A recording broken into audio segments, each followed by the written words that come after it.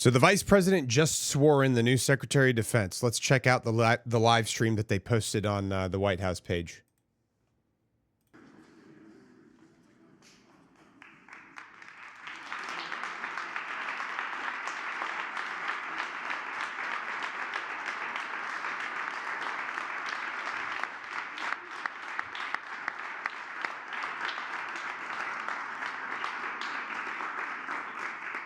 Well, good morning, everybody. I am so happy to be here today and so thrilled to be able to swear in our new Secretary of Defense, and we are honored to have him. Now, before we do that, I have to say a few words of appreciation.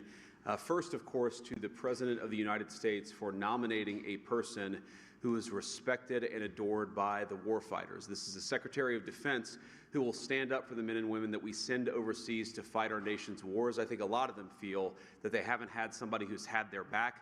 That will change because the President of the United States nominated this guy, and we are grateful to President Trump for doing so. I love J.D. Vance, man. I really do. I think he's such a good dude. He's a man of principle. I also want to say thank you to my Senate colleagues. It turns out we couldn't spare one, and all of you did an incredible job. In particular, my dear friend Roger Wicker, thank you for shepherding Pete through the committee. Roger did a great job.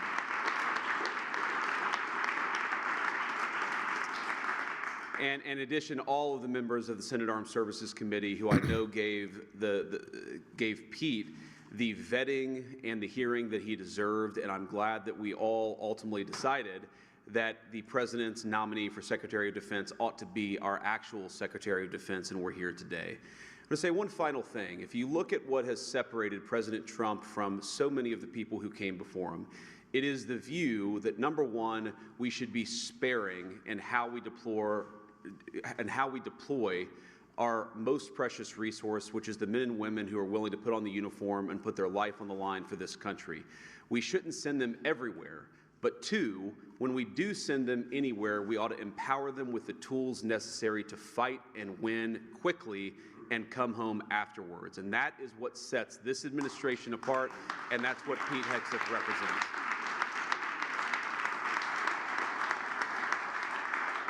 Now, finally, I, of course, have to thank the nominee himself. Pete, thank you for being willing to put yourself out there. I think you've shown yourself a man of deep character and of resolve over the last few months.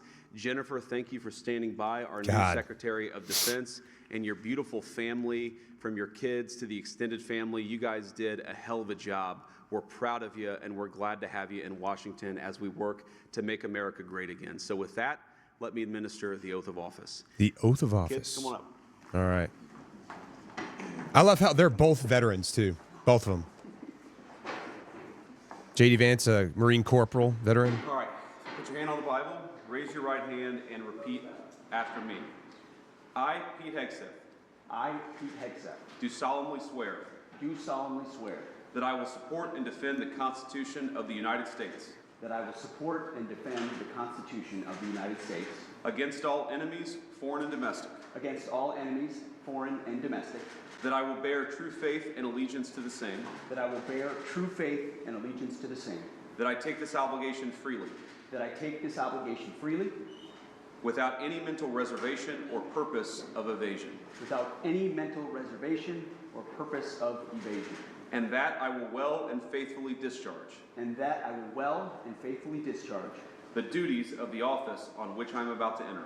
The duties of the office of which I am about to enter. So help you God? So help me God. Congratulations, Mr. Secretary.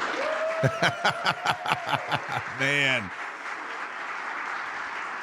I appreciate how he was pronouncing each word very specifically. He was enunciating every single word. That is a lot of kids. My goodness. Mr. Secretary, say a few words. Man. All praise and glory to God. His will be done, and we're grateful to be here. Man. And as I said in my hearing, it was Jesus and Jenny. I would not be here without you, sweetheart. Thank you so much. I want to thank the President of the United States, our Commander-in-Chief, Donald Trump. We could not have a better Commander-in-Chief than him. It is the honor of a lifetime, sir. to serve under you. We look forward to having the backs of our troops and having your back in executing peace through strength, in putting America first, and in rebuilding our military. Mr. Vice President, thank you for breaking the tie. Yeah, it was all on you. It's not the last time, or not the first time the headline reads, Junior Enlisted Marine bails out Junior Army Officer. Yeah. And, you know, some people were saying, well, 50-50, that's too tight. And Senator Mark Wayne Mullen was nice enough to take my kids up to the gallery to watch the actual moment that the Vice President sealed the deal. And they came running in. They said, Dad, instead of being sad about 50-50, 51-50, they said, Dad, you won in overtime. You won in overtime. That's funny. The perspective I like. So thank you throughout this process, Mr. Vice President, for being incredible.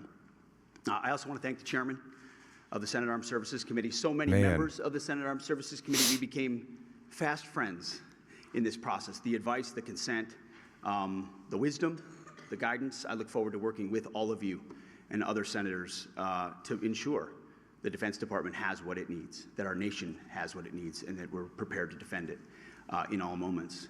To my staff, amazing staff who were with us this entire process, I see so many of you through thick and thin.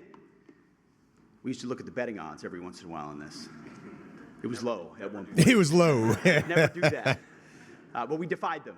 And there were so many folks on the inside and then allies on the outside who stood by us every single moment. And we are eternally grateful for that. And I want to thank the warfighters. I want to thank the men and women wearing the uniform. And I've said this before when I speak, and I mean it. Every time I stand at a podium and there's bright lights and cameras, the first thing that goes through my head are the guys that I served with on the battlefield. The men and the women who I lock shields with and put my life on the line with, who never get the spotlight, who never have the cameras, who people don't know what they did in dark and dangerous places. But I know. And at the Pentagon, we're going to remember and we're going to know. And we're going to think about those warriors with every single decision that we make. We will put America first. We will bring peace through strength. And the three principles I talked about are what we will bring to that Pentagon. Restore the warrior ethos in everything that we do. Rebuild our military. And reestablish deterrence. We don't want to fight wars. We want to deter them, as you said. And we want to end them responsibly. But if we need to fight them, we're going to bring overwhelming and decisive force to close with and destroy the enemy and bring our boys home.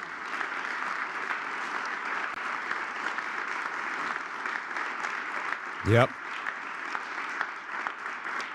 That's it, man. We don't want to fight wars. To my other family that's here as well. If we do, we need to end it quickly. It's the honor of a lifetime.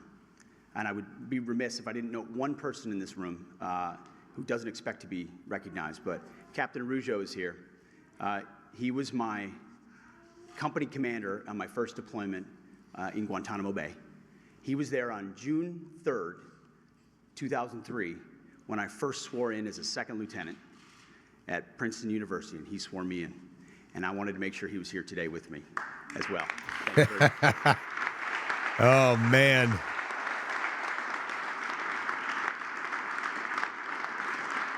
I think that's Senator Schmidt on the left there. Thank you very much to the American people. We have your back. We're going to get to work right away. God bless. Thank you. Yeah.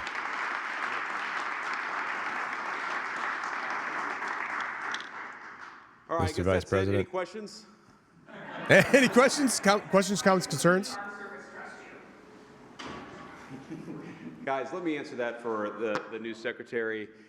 All people in our armed services should trust him because he looks out for them and he's going to fight for them. And he's going to make sure that we have the kind of military that we can all be proud in, that we can all be proud of, and that, again, when we send it to do a job, we do it well, we do it quickly, and then we get the hell out. And that's what Secretary Hegseth is going to bring to the Department of Defense. Anything else? Are you worried about any other nominees coming really close to the line as we saw with Hegseth? You know, as I learned with the Buckeyes just a week ago, when you win the championship, you don't give a damn what the score was. We won the championship on this one. We've got a great Secretary of Defense. We're proud of him, and he's going to do a great job. Thank you all. Take care. God, I love JD, man. I want to sit down with him so bad. I would love to interview him. That would be so cool. He's just such a good dude. Just like such a normal person. Like, I love it, man. But anyway, that's it. Live streamed. Let's see, that was so that swearing in of the new Secretary of Defense was live streamed from the White House YouTube page like less than an hour ago. So, well, now it is official. He is officially sworn in. He is the Secretary of Defense now. So, big things coming. I'll be interested to see how this all plays out. I'm sure all of you out there will be too.